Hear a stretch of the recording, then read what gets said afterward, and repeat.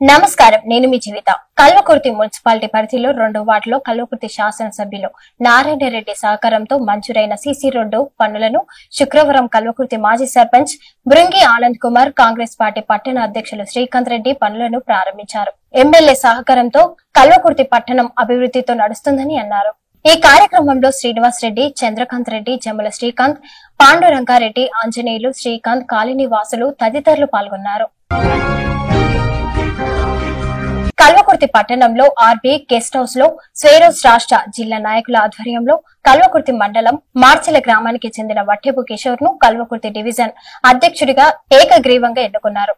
ఈ సందర్భంగా కిషోర్ మాట్లాడుతూ, నా మీద నమ్మకంతో డివిజన్ అధ్యక్షుడిగా నియమించి స్వేరోస్ నాయకులకు ధన్యవాదాలు తెలియజేసుకుంటూ ఇచ్చిన పదవిని తూచా తప్పకుండా పాటిస్తూ బడుగు బలహీన వర్గాల ప్రజల కోసం పేద విద్యార్థులను అక్షరమే ఆయుధంగా ముందుకు సాగుతూ సమాజంలో ఎదగాలని నిరంతరం శ్రమిస్తున్న ప్రవీణ్ కుమార్ సార్ అడుగుజాడల్లో నడుస్తానని తెలియజేశారు.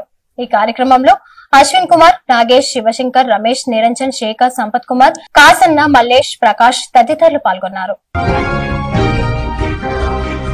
రాజ్యసభలో ప్రవేశపెట్టిన కేంద్ర మంత్రి WQF బోర్డు బిల్లులను వ్యతిరేకిస్తూ ప్రతిపక్ష ఎంపీలు నల్ల దుస్తులతో నిరసన తెలిపారు. WQF బోర్డు ఆదాయాన్ని దోచుకుంటున్నారని నడ్డా వ్యతిరేకించారు. ఇందుకు నిరసనగా ఈ రోజు కల్వకుర్తిలో ముస్లిం మైనారిటీ సోదరులు భారీ ర్యాలీ నిర్వహించారు. కేంద్ర ప్రభుత్వం మైనారిటీలకు అందరికీ అన్యాయం చేస్తుందని మైనారిటీ సోదరులంతా నిరసన కార్యక్రమం చేపట్టారు. ముస్లిం జేఏసీ ఆధ్వర్యంలో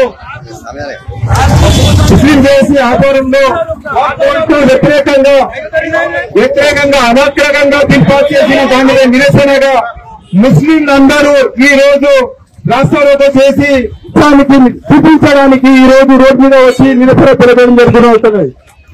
ముఖ్య విషయం అంటే ప్రజాస్వామ్య భారతదేశంలో 10 సంవత్సరాల నుంచి మతం పార్టీ భారత జనతా పార్టీ ఒక్క విద్వేషం నిలిచింటున్నది. ముస్లింల మీద 10 సంవత్సరాల నుంచి ఏదో ఒక చట్టాన్ని తీసుకువచ్చి అది ముస్లింల మీద రుద్దడానికి ప్రయత్నిస్తున్నది. ప్రభుత్వానికి ఎటువంటి సంబంధం లేదు. తిరుగుతో నాకు ఒక భార్యాపరము దాంట్లో ఇంటర్ఫియర్ అవడం అవసరం లేదు. రెండోది వక్బోర్డ్ అంటే ఆ 10 సంవత్సరాల నుంచి పురాతన కాలం నుంచి రాజుల కాలం నుంచి ఒక వక్బోర్డు దర్గా, ఈద్గా, మసీదు సంబంధించిన దానికి భూములకు ఎట్లా దేవాలయ భూములు ఉంటాయో అట్లాంటి వక్బోర్డ్ భూములు ఉంటాయి. క్రిస్టియన్లకు సంబంధించిన భూములు ఉంటాయి. ఏ దాని మీద చట్టం తీసుకురాకుండా ఒక్క ముస్లింల మీద విద్వేషంతో, ముస్లింలతోటి దేశంతో, ముస్లింల మీద కోపంతో ఒక వక్బోర్డ్ బిల్లును మాత్రమే వాళ్ళు ప్రవేశపెట్టినారు. ఇది దేశ ద్రోహులుగా వాళ్ళు చేసినది ప్రజాస్వామ్య కూలి. ప్రజాస్వామ్య ప్రభుత్వంలో ప్రజాస్వామ్యం ఎందుకు ప్రజా భారతదేశంలో ప్రజాస్వామ్య దేశానికి విదేశాన్ని రెచ్చగొట్టడానికి, మతామత్వాన్ని రెచ్చగొట్టడానికి ఒక రాత్రి 2 గంటలకు 1 పూట గాది బిల్లు పాస్ చేసింది. రాత్రి 2 గంటలకు బిల్లును పాస్ చేయడం జరిగినది. ముస్లింల మీద ముస్లింల ఓటుతోటి గెలిచి చంద్రబాబు నాయుడు, నితీష్ కుమార్, చిరాగ్ పాస్వాన్ ఇంకో నాయకుడు వాళ్ళకు మద్దతు పలికి ముస్లింల మీద మోసం చేసిన నాయకులను ఎప్పటికీ కూడా మర్చిపోదని కూడా సభాముఖంగా తేలిపోతున్నాను.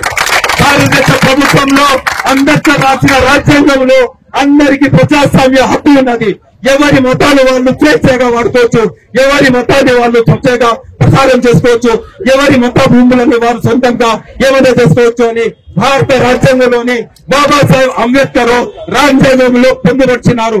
దానికి విరుద్ధంగా భారతదేశ ప్రభుత్వము, మోడీ ప్రభుత్వము దాన్ని రాత్రి 2 గంటలకు అధికారికంగా ముస్లింల మీద విరుచుకుపడి ఒక దేశాన్ని రెచ్చగొట్టే విధంగా ముస్లింల వక్బోర్డ్ బిల్లును ప్రవేశపెట్టింది. ఎంతటి తయారైనా ఎవరైనా ఎదుర్కొని ఈ బిల్లుని రద్దు చేస్తామని మేము సవాలిస్తున్నాము.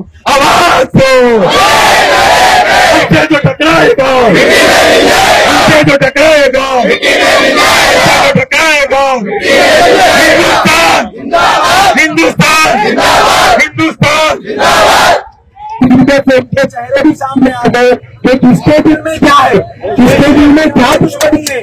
आज तक जो मुसलमानों को वादा करने वाले, मुसलमानों का साथ देने वाले जो थे आज उनके चेहरे सामने आ गए।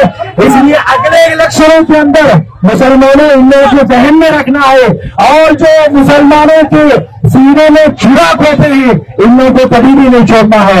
और आखिरी बात, तो जब नारे लगे मेरे दोस्तों, ऐसी आवाज दो, दिल्ली तक आवाज जाना है और सबका नाम लो, हिंदुस्तान हिंदुस्तान हिंदुस्तान। आवाज दो, आवाज दो। गली गली में शोर है, गली गली में शोर है।